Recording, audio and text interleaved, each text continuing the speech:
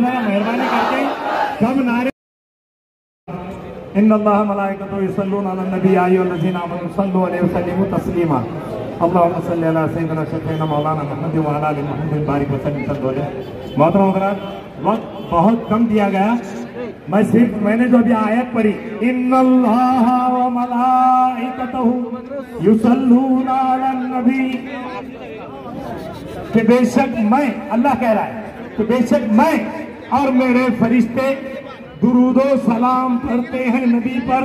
या अय्युहल्लज़ीना आमनू सल्लू, ऐ ईमान वालों तुम भी पढ़ो जैसा मैं पढ़ता हूं।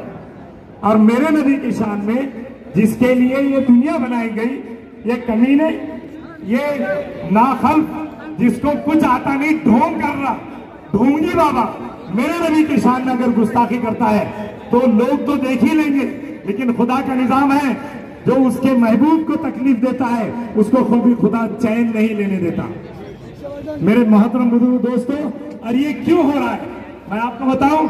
हमारे महाराष्ट्र में जब से ये हुकूमत आई है, गुस्ताख रसूल रामगिरी बाबा ने, ढोंगी बाबा और औकात के लिए ये यहाँ की हुकूमत मुसलमानों को किस तरह तकलीफ पहुंचाना और लड़कियों पर कैसे रेप करके मुसलमानों को तकलीफ पहुंचाना और समाज को खराब करना और मुस्लिम कम्युनिटी के लोगों को डराना धमकाना और कोपरगांव की मस्जिद में वहां के लोगों को तोड़ना। अगर तुम इत्तेहाद में नहीं आओगे तो दिमाग में बिठा लो, मुंतशिर लोगों को लोग मुंतशिर कर ही देते हैं। अगर जब एक साथ तुम मुट्ठी मार के, ये हाथ को देखो, अगर 500 लोगों को इकट्ठा करेंगे तो ये मजबूत बनेगा, और ऐसी करेंगे तो कमजोर हो जाएंगे। तो मेरी तमाम हजरात से मुझे मुबारकबाद देना है कि आप तमाम मेरे नबी के नाम पर, आप सल्लल्लाहु अलैहि वसल्लम के नाम पर आप यहाँ आए। मैं तमाम का शुक्रिया अदा करता हूँ और मैं एक आपको नसीहत करता हूँ कि ईमान में हमको जो कोई भी अगर डराता है, धमकाता है, तो बिल्कुल न डरे। हम खुदा से डरने वाली कौम है। हम किससे डरते भाई? अल्लाह के सिवा कोई हमको डरा नहीं सकता। अगर लोगों को ये ख्याल है कि मुसलमानों को हम ऐसा डरा देंगे तो धमकाएंगे, नहीं। आज दुनिया में क्या हो रहा है, दुनिया को पढ़ो। जो लोग जालिम और काबिल होते हैं, लोग उनके ऑफिसों में, उनके घरों के टेबल कुर्सियां भी लेके चले आते हैं। अभी हुआ गुज़िश्ता महीने में। तो आप तमाम हज़रात से मेरी गुजारिश है कि जैसे मेरे फाजिल दोस्त ने कहा कि ये वजह इसलिए हो रही कि हमने नमाजें पढ़ना छोड़ दी, मस्जिदों को आबाद करना छोड़ दिए। एक बात मैंने पढ़ा परसों, मैं किताब पढ़ रहा था, उसमें मालूम पड़ा कि जब गांधी जी, मौलाना मोहम्मद अली जौहर और बड़े बड़े उलमा किराम जब जेल में थे, उस वक्त गांधी जी तहज्जुद की नमाज को लोगों को उठाते थे कि उठो, तुम्हारा तहज्जुद का वक्त हो गया, तुम अल्लाह से दुआ मांगो कि हमारे मुल्क को अल्लाह आजाद करा दे और हमारे मुल्क में अमन शांति रहे। ये बात है। और आज के नेता कैसे, किसी ने हाथ लगाया तो मैं देख लूंगा, कुछ नहीं देख सकता, पब्लिक देखेंगे इंशाअल्लाह। और मेरे महत्वपूर्ण बुजुर्ग दोस्तों, मैं तमाम से गुजारिश करूंगा कि इस वक्त हमारे उलमा किराम का फैसला है कि ये यानी जलसे की वजह से 2 बजे के बाद ही हर मस्जिद में नमाज होगी। 2 बजे अजान होगी, 2:30 बजे जमात होगी, ऐसे उलमा किराम का मशवरा है। लिहाजा आप तमाम हज़रात नमाज भी पढ़े। और मेरी यह कहना है कि औकात की जमीनों के ऊपर जो गंदी निगाह डाल रहा, हमारी ये मुंतशिर होने की वजह से हुआ। मेरी तमाम से गुजारिश है कि एकजुट हो जाए, और जैसे लोग हमको मुंतशिर करने की कोशिश कर रहे, अब वो वक्त दूर नहीं कि एक एक को चुन चुन के मारा जा रहा है, लेकिन अब वो वक्त भी आ जाएगा कि हम एक नहीं सब इकट्ठे हो जाएंगे भाई। नमाज पढ़ेंगे इंशाअल्लाह। नमाज एक ऐसी चीज है जिसमें इत्तेहाद मालूम होता। फरमाया कि महल्ले में 5 वक्त की अजान होती तो वो महल्ले वालों को बुलाने के लिए होती, और हफ्ता भर में इस्लाम की नुक्ताचीनी बता रहा हूँ आपको, नुक्ता बता रहा हूँ कि जुमा जो होता वो सारे मुसलमानों को इकट्ठे करके लोगों को दिखाना रहता कि हम सब एक है। लेकिन मेरे महबूब दोस्तों, ये सियासत को भी समझो, जब तक कि सियासत में हम लोग नहीं आएंगे, ये सियासत किसी के बाप की जागीरदारी नहीं है। ये हर ईमान वाले को सियासत में आना चाहिए और सोच समझकर अपना कदम उठाना चाहिए। मैं तमाम लोगों से मेरी गुजारिश है कि अल्लाह के नबी पर, अल्लाह के नबी के नाम पर जब भी बुलाया जाए, जैसे अभी समंदर ये चाटे मारता हुआ समंदर इंसान कहा है, तो जब भी नबी के नाम पर कोई बात आ जाए तो अपनी जान, जैसे मेरे फाजिल दोस्त ने कहा कि अब तक तो हम अपना माल और अपने जिस्म को लगा रहे, जब अगर जान देने की जरूरत पड़ी तो हमारे नबी के नाम पर हम अपनी जान भी दे देंगे। आप लोगों को मालूम है, एक गजवा हुआ, एक औरत खड़ी, एक आदमी आया, उसने कहा कि तेरे बेटे का इंतकाल हुआ, बोले सुभान अल्लाह। फिर कहा तेरे शौहर का इंतकाल हुआ, बोले सुभान अल्लाह। कहा तेरे दूसरे बेटे का भी इंतकाल हुआ, 4 बेटे और एक शौहर, सब वो शहीद हो गए। और आखिर में क्या पूछ रही मालूम, अरे अगर ये मेरे बेटे ऐसे 100 होते तो मेरे नबी के नाम पर शहीद कर देती, मेरे नबी कैसे है?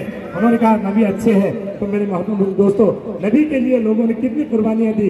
तो तमाम हजरात से मेरी गुजारिश है कि हम नबी का नाम जब भी आ जाए तो एक ऐसा बनकर, बिल्कुल ऐसे एक मुट्ठी बन जाए कि कोई हमको मुंतसिब करने की कोशिश न करे। अल्लाह ताला हम सबको अमल की तौफीक अता फरमाए।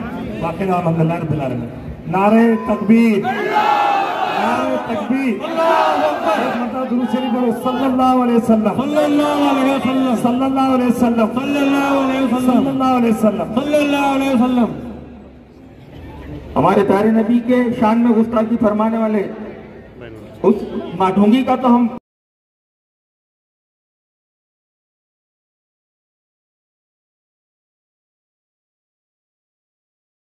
मरेंगे, कोई उंगली उठाए नबी पर, ये किसी को इजाजत नहीं है। कोई उंगली उठाए नबी पर, ये किसी को इजाजत नहीं है। मौलाना अख्तर साहब। नारे तकबीर, नारे तकबीर। मुअज़्ज़ज़ बिरादरान इस्लाम, हम तमामी धार्मिक गुरु, उलमा और आप तमामी के कायदीन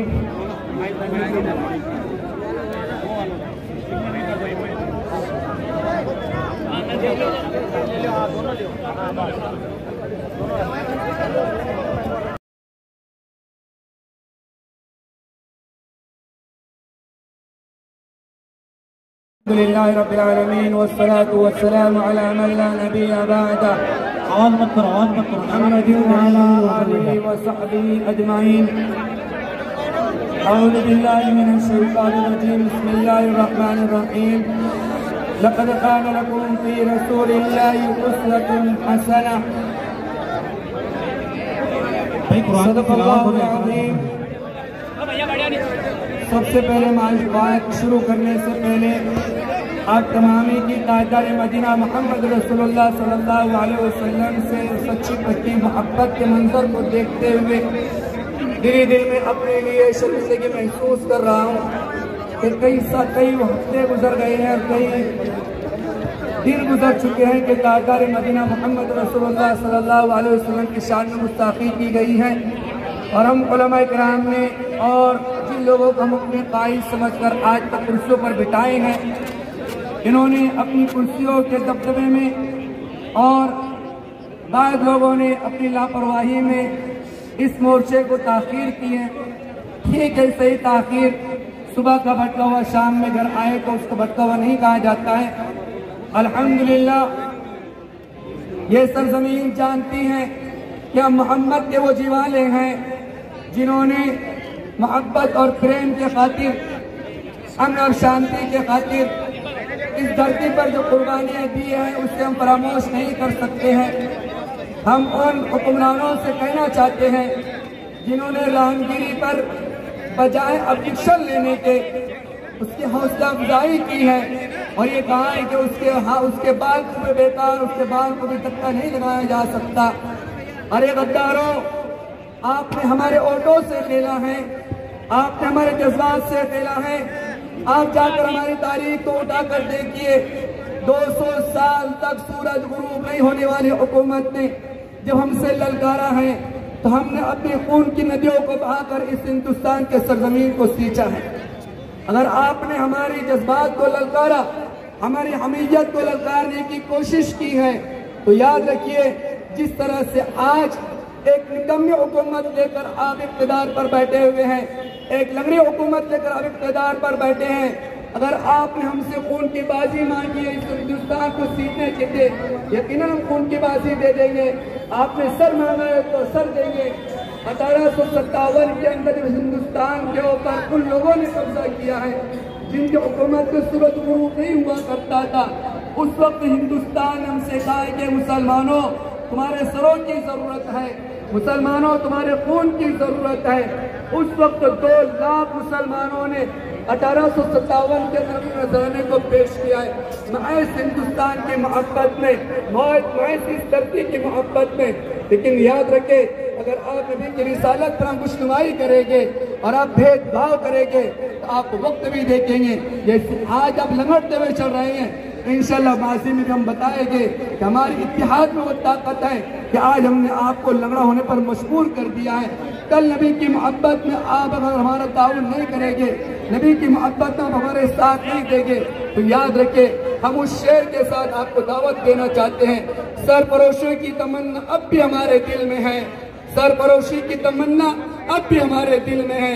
देखना जोर कितना बाजुए कातिल में है, देखना जोर कितना बाजुए कातिल में है। मुअज़्ज़ज़ सामीन इकराम, आज इस स्टेज के जरिए से मैं हुकूमत को इस बात की दावत देना ललकारना चाहता हूँ और बताना चाहता हूँ कि इक़्तिदार में आपको इसलिए नहीं बिठाया गया है कि आप जातिवादी कर कर इस हिंदुस्तान की गंगा जमुना तहजीब को तार तार करें। आपको हिंदुस्तान की मुल्क की हुकूमत पर और कुर्सी पर इक़्तिदार पर इसलिए बिठाया गया है कि अब अत्याचार को खत्म किया जाए, भेदभाव को खत्म किया जाए, गंगा जमुना तहजीब को खत्म किया जाए।